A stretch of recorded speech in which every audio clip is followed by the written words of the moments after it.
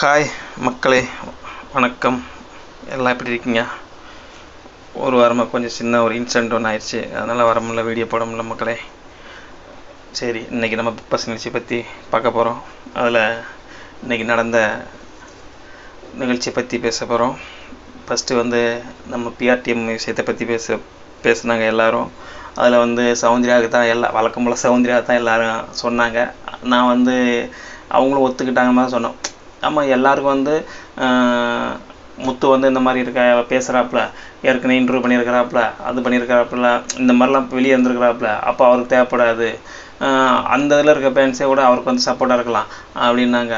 அது மாதிரி தீபக் அண்ணன் இந்த மாதிரி இதாக இருக்கார், நாடகத்துலலாம் நடிச்சிருக்காரு, ஏற்கனவே ஒரு சினிமாவில் இருந்திருக்காரு அப்படின்னாங்க. அது அவங்களுக்கு கூட அவங்களுக்கு பேரண்ட்ஸ் இருப்பாங்க, ஜாக்லினுக்கு அது மாதிரி பேரண்ட்ஸ் இருப்பாங்கன்னாங்க. அதுக்கப்புறம் அதெல்லாம் அவங்க சொன்னது கரெக்டு தான் நம்ம சொல்ல. அது அவங்களுக்கு இருக்கும், இல்லாமலாம் இருக்க முடியாது. ஏன்னா அவங்க ஃபேன்ஸுன்னு இருக்கிறவங்க தான் அவங்களுக்கு பிஆர் டீம் தான்.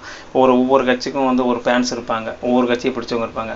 அந்த கட்சியில் இருக்கிற சில பேர் ஒரு விஷயங்களை கொண்டு வந்தாங்க அப்படின்னாக்கா, அந்த விஷயத்தை பெருசாக அதை நிறைய பேருக்கு கொண்டு போய் சேர்க்குறது அப்படின்னாக்கா, ஒரு விஷயத்தை உண்டு பண்ணிவிட்டு அதை நிறைய பேருக்கு சேர்க்குறதுனா அங்கே இருக்கிற அந்த கட்சிக்காரங்க சேர்ந்து தான் பண்ணுவாங்க. அது மாதிரி தான் பிஆர் டீம்லேயும் இருக்கிற ரசிகர்களை தான் பண்ணுவாங்க. அந்த ரசிகர்கள் பண்ணுவாங்க, எல்லாத்துக்கும் ஒவ்வொன்றா பண்ணுவாங்க. இப்போ சௌந்தர்யாங்கிறது யாருக்கும் தெரியாது, அதனால் இருக்கலாம், இல்லாமல் கூட இருக்கலாம். ஆனால் என்ன கேட்டால் நான் என்ன சொல்லுவேன்னாக்கா, ஃபஸ்ட்டு முதல் பிஆர் டீம் அப்படின்னா யாருக்கு? சௌந்தர்யாவுக்கு முதல் பிஆர் டீம் அப்படின்னா விஜய் டிவியும், அதுக்கப்புறம் பிக் பாஸ் தான். பிக் பாஸ் நிகழ்ச்சி இருக்காங்க பார்த்தீங்கன்னா, அதுதான். நீங்கள் மற்ற இதெல்லாம் இப்போ ஒரு நாளைக்கு 24x7 அப்படி 24 மணி நேரம், 24 மணி நேரத்தில் நமக்கு காட்டுறது வெறும் 1.5 மணி நேரம் தான். 1.5 மணி நேரத்தில் அப்போது மிச்சம் அந்த இதில் காட்டுறது அதிகமாக இந்த பொண்ணு பண்ணுற சேட்டைகளை காட்டுவாங்க, சில நேரங்களை காட்டுவாங்க. இந்த பொண்ணு பேசுகிற விஷயங்களை சில இதை காட்டுவாங்க. இன்றைக்கி உதாரணத்துக்கு சொல்லணுன்னாக்கா, கடைசியில் பேசிகிட்டே இருக்கும்போது பிக் பாஸே ஒரு கலாய்க்கிற மாதிரி பேசினாங்க. அது அந்த மாதிரி ஒரு என்டர்டெயின்மெண்ட்டான விஷயந்தான். அது எல்லாத்துக்கும் ரசிக்க முடியாது இருக்கிறனால அதை பிக் பாஸே காட்டுறாங்க. வெறுக்க முடியாது இருந்தால் காட்டுவாங்களா? காட்ட மாட்டாங்க. வெறுக்க முடியாது இருந்தால் காட்டுவாங்கன்னாக்கா ஒரு மாதிரியாக இருந்துச்சுன்னா சில விஷயங்களை இந்த பையன் இப்படி பண்ணிட்டானேன்னு சொல்லி காட்டுவாங்க. சில முன்னால் இந்த நம்ம பேர் அர்ணவ் அப்படின்னு ஒருத்தர் பண்ணார். அவர் பேசினதெல்லாம் காட்டாதான் செஞ்சாங்க. என்னடா நீங்கள் கேம் நடிக்கிறீங்க அப்படிங்கிறத பேசினார். அது மாதிரிலாம் பேசும்போது அதெல்லாம் காட்டத்தை செஞ்சாங்க. அந்த மாதிரி விஷயங்கள் காட்டத்தான் செய்வாங்க. இருந்தாலும் இந்த பொண்ணு அதிகமாக ஃபோக்கஸ் பண்ணி காட்டுறாங்கன்னா சில விஷயங்கள் பிடிச்சிருக்கு. இந்த பொண்ணை நிறைய பேர் பார்க்குறாங்க அப்படின்னு காட்டியிருப்பாங்க. அதனால் என்ன கேட்டால் முதல் பிஆர் டீம் அப்படின்னாக்கா பிக் பாஸும் விஜய் டிவியும் தான். அதுக்கப்புறம் தான் அவங்க ஒரிஜினல் பிஆர் டீம். இருக்கலாம், இல்லாமலும் இருக்கலாம், அது வேறு விஷயம். ஆனால் அவங்களே ஒத்துக்கிட்டாங்க, நான் இருக்குன்னு ஒத்துக்கிட்டாங்க. ஓகேங்களா மக்களே?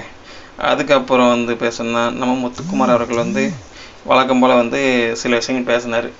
இவங்கள தான் அப்படின்னு சொல்லி கார்னர் பண்ணி பேசிகிட்டே இருப்பார். அவர் பேசட்டும், ஏன் முத்துக்குமார் பேசுகிறாருன்னு அவருக்கு தான் தெரியும். ஏன்னா அவர் பிஆர் டீம் வச்சுருக்க மாட்டாருன்றீங்களா? அவருக்கு இருக்கும். ஏன்னா அவரே ஏற்கனவே பெரிய பேச்சாளர் வேறு, பல இன்டர்வியூ எடுத்திருக்காரு, பல கட்சிக்காரங்களை கூப்பிட்டு பேசியிருக்கிறாரு. அது சில கட்சிக்கு ஃபேவரட்டாக பேசுகிற மாதிரி சில விஷயங்களை பேசியிருப்பார்.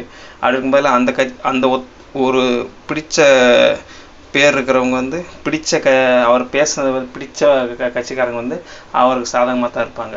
அது உண்மை தானே? இப்போ நான் ஒரு விஷயம் உங்களுக்கு சாதகமாக பேசுகிறேன்னா நீங்கள் என்ன பண்ணி எனக்கு ஆதரவாக பேசுவீங்க.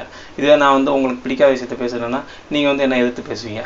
அது மாதிரி அவருக்கும் பிஆர் டீம் இருக்கலாம், இல்லைன்னா அந்த பிடிச்ச கட்சிக்காரங்க பிடிச்ச மாதிரி பேசின விஷயங்கள் பேசினவர் அவங்க ஆதரிக்கலாம் அவரை இல்லைங்களா?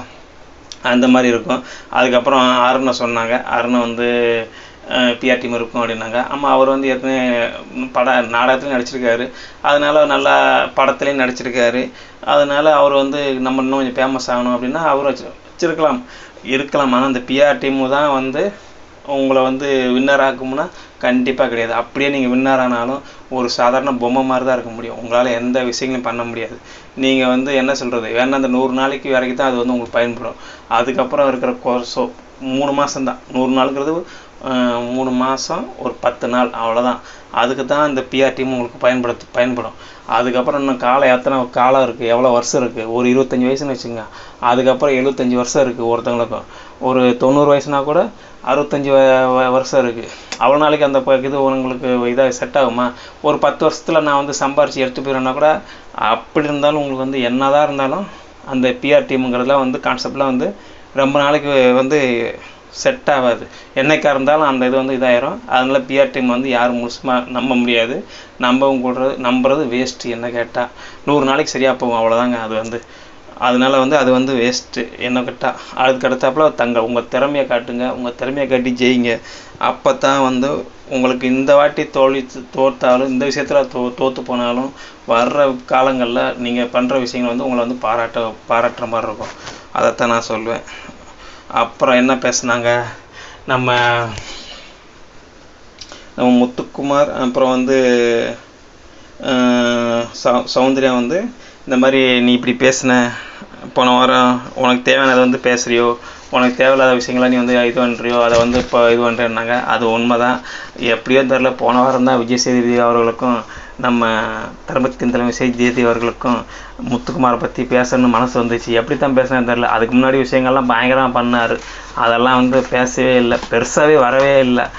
இந்த வாரம் தான் எப்படி பேசினாருன்னு தெரில, எப்படி விஜய் சேதுபதி பேசினாருன்னு புரியல.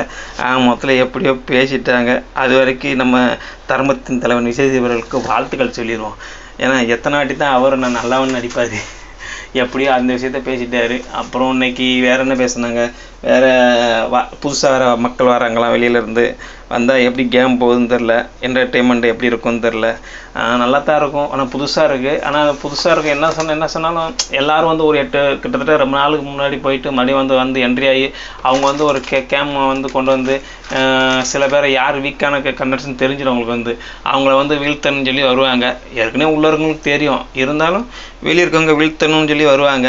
அது வந்து பெரும்பாலும் எப்படி இருக்கும்னு தெரியல. அதுக்கு எப்படி பிக் பாஸ் அனுமதிக்கிறாருன்னு நம்ம பார்க்கலாம். நாளைக்கு தான் அது எப்படின்னு தெரியும். மக்களே, என்ன கேட்டால் ஒவ்வொருத்தங்களுக்கும் அது என்ன தெரில. அருண் மேலே அவ்வளோ கடுப்பில் இருக்காரு. நான் அன்றைக்கி போகும்போது அவர்கிட்ட சண்டை போட்டு போனார் இல்லையா, அதனால் கடுப்பில் கோவத்தில் இருப்பார் போல். ஓகே மக்களே, என் சேனலை சப்ஸ்கிரைப் பண்ணுங்கள், ஆதரவு கொடுங்க. மீண்டும் பார்க்கலாம், இன்னும் பல விஷயங்கள் பேசலாம் நல்லபடியாக. ஆமாம் மக்களே, நன்றி மக்களே, வாழ்த்துக்கள் மக்களே.